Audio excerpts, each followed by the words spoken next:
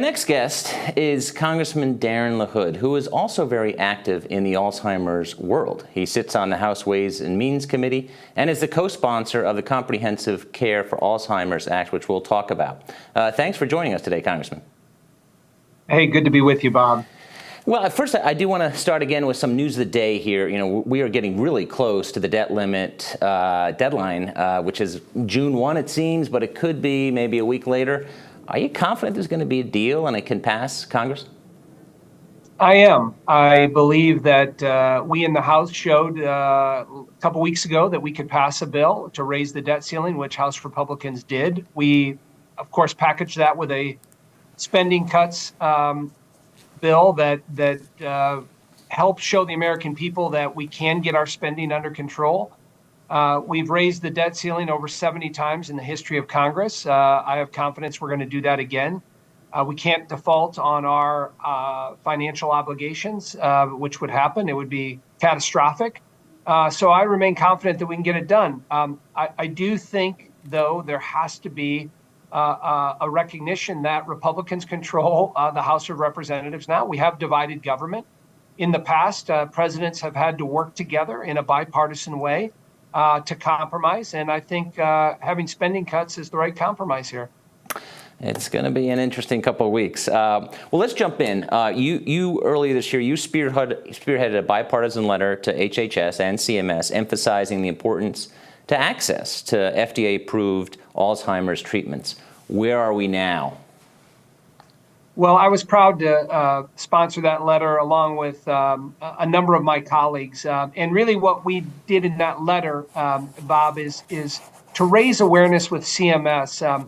You know, obviously Alzheimer's disease has had a tremendous impact on our nation. Up to 14 million of our citizens suffer from it in some way. And what we have stressed in the letter is we don't believe CMS has, put the attention that is needed to getting treatments out quicker. There's a number of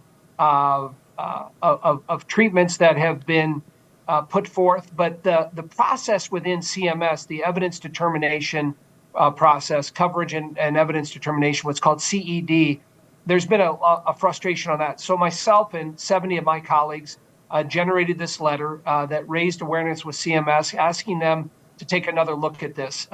The bottom line is we need FDA-approved treatments moving forward. And so the letter did get the attention of CMS, and we hope it will make some progress. But I think there's a collective frustration, Bob, with Republicans and Democrats on what the administration currently is currently dragging their feet on this. Legislation. You've introduced the Comprehensive Care for Alzheimer's Act, as I mentioned in your intro, and I looked it up right before this event, and you've got co-sponsors from the right and the left, ranging from Tom Cole to Debbie Wasserman Schultz. Tell us about this bill and its prospects this year in this Congress. Yeah, well, it's H.R. 1637, which, as you mentioned, the Comprehensive Care for Alzheimer's Act. I serve on the Ways and Means Committee. Within the Ways and Means Committee, we have a select committee on Alzheimer's that Linda Sanchez and I co-chair together to raise awareness on this. But our legislation does a number of different things, and I'll just cite those. It first of all provides comprehensive care management services. It establishes high standards of care for evaluating the quality of care provided to patients. It ensures that caregivers are supported and able to participate in the coordination and management of care, and requires outreach to unrepresented populations. It has broad bipartisan support, Bob, because Alzheimer's affects every congressional district. It affects many of us across the country. And as we look at it, currently in my district, patients and caregivers and families that are affected, we believe this legislation makes a lot of sense. And so we're going to continue to build co-sponsors, and we're optimistic we'll get it across the finish line this year. When you talk to constituents, and there's so many that either have been directly affected by Alzheimer's or are caring for someone who has Alzheimer's, what do you hear? Obviously, there's some bipartisan frustration with with HHS and specifically CMS. But when you're home, what do you take back to Washington that maybe the Washington agencies don't get? Yeah, well, I've had a great working relationship with the Alzheimer's Association in Illinois back when I was in the state legislature and now as a member of Congress. Families and stakeholders and people very involved at a grassroots level. And,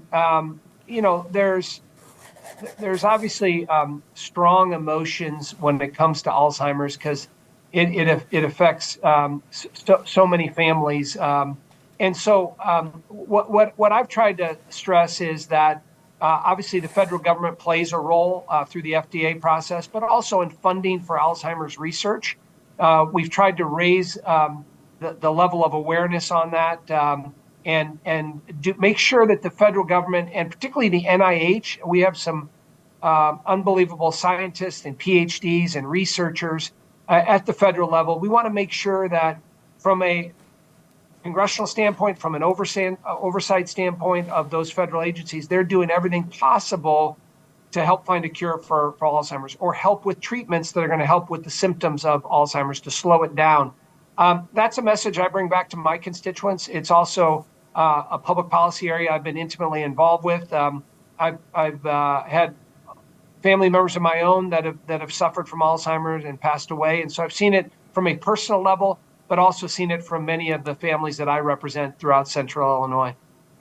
You know, we started off talking about the debt limit and government spending. Can you talk a little bit about the economics of Alzheimer's? I believe Newt Gingrich just talked about this at length, that this is such a drag on the economy. Obviously, it's also a quality of life healthcare issue that is just devastating. But talk about the need for investment that in the long run actually pays for something. Now, some don't, like CBO, the Congressional Budget Office. There's bipartisan frustration with them sometimes that they don't capture those savings. But can you talk about the economics here? Well, sure. I mean, the economics take a number of different forms, and Alzheimer's disease and the impact it has on our economy. Obviously, it affects families. Sometimes, obviously, later in life with draining, their retirement funds and bank accounts as they have to deal as caregivers and as families and obviously as patients. That has a huge effect. And then secondarily, where unfortunately people, I just heard a story yesterday of a doctor practicing medicine at age 61 that had to retire because of Alzheimer's. And you have that effect of people that are, in the workforce, people that are engaged in the economy, people that are contributing, that because of the devastating effects of this disease no longer can do that. That has an effect on the economy. And so when you look at the taxpayer money that we're investing, it really is an investment. We're saving money in the long run. And the more we can recognize that and deal with that, we need to make progress here and find a cure. And the benefits of that financially will pay, obviously, immense dividends across the spectrum of our economy. And is that a hard argument to make to some of your Republican friends on Capitol Hill, or do they get it as well? It depends on who you're talking to. Obviously, families that have been affected, like mine have, and others, I think it's a little easier. Unfortunately, it's becoming more and more prevalent with more and more members of Congress on the effects of Alzheimer's from a personal standpoint or a constituent standpoint. But also understand that we're almost $32 trillion in debt in this country because we've overspent. And so finding those dollars and making the justification, we don't have a blank check or an unlimited budget on that. You have to keep that in mind when we're looking at the federal budget of the U.S. government. Congressman, thanks so much for joining us today, and it's good to see that there's still some bipartisanship around. Absolutely. Thanks for having me on, Bob. Take care.